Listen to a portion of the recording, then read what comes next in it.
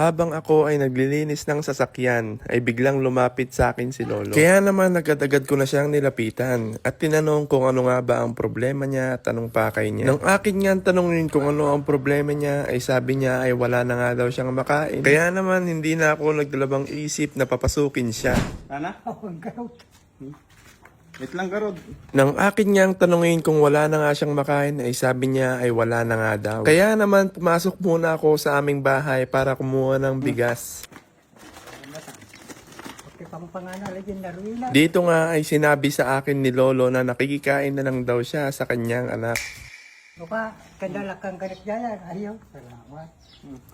Pagkaabot ko nga ng 1,000 kay Lolo ay talagang makikita mo sa kanyang mukha na sobrang saya niya.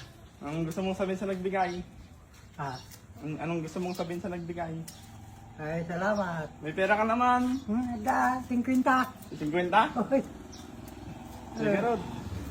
Eh, Oo nga, may barya pa. da, Tangapulaw. Ay, 10.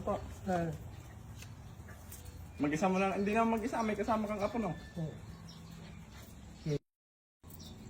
Wala ding trabaho.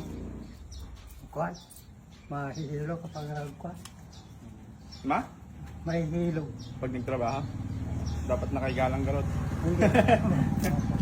Sige, apong. Salamat, Garda. Oo, sige, ingat. Ano, ito magkipang pangalan dyan, Darwin ay. Naiya ka na? Ha? Ha? Naiya ka makikain? Oo, ha. Kapag ko, ano ka lang, ay ko.